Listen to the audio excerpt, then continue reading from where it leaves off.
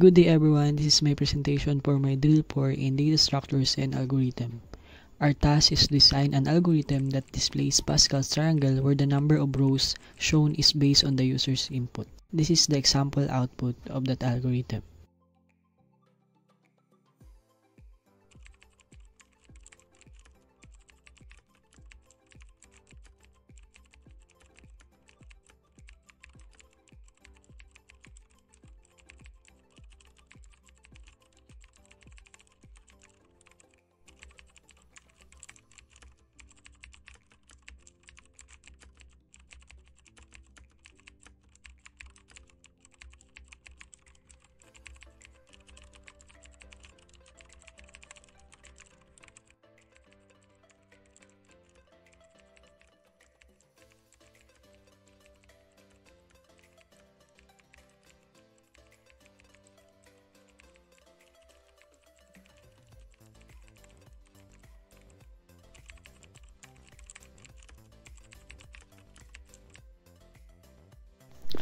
So first, I explain this function, Pascal's triangle.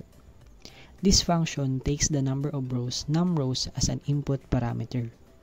It initializes an empty list called triangle to store the rows of Pascal's triangle.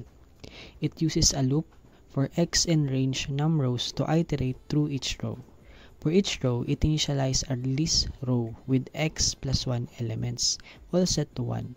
This represents the first at the edges of Pascal's triangle. If the current row index x is greater than 1, it enters another loop to calculate the values between the edges. It sets each value in the row j, to the sum of the two values directly above it in the previous row. Triangle x minus 1, j minus 1, and triangle x minus 1, j. The completed row is then appended to the triangle list. The function returns the generated Pascal's triangle.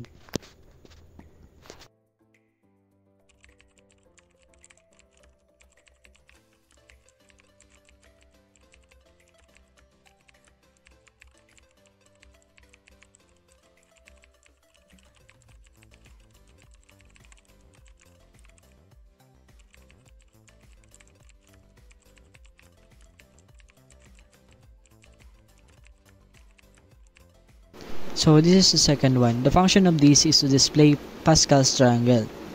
This function takes the Pascal's triangle as input. It calculates the max width by finding the length of the string representation of the last row, triangle with the -1 index, and then iterates through each row of the triangle and creates a string representation, row str, of the row. The center method is used to center the string within the max width. Finally, it prints each row.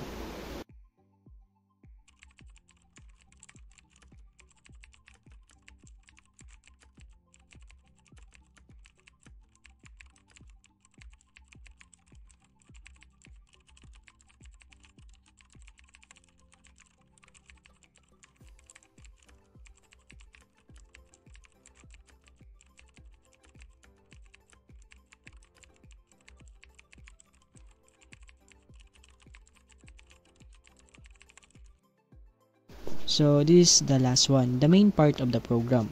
The program enters the main block if it is executed directly, not imported as a module. It prompts the user to input the number of rows for Pascal's triangle.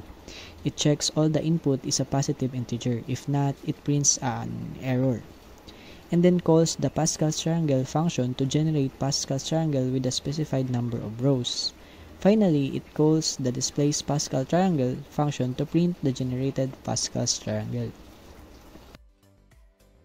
So this is how it works.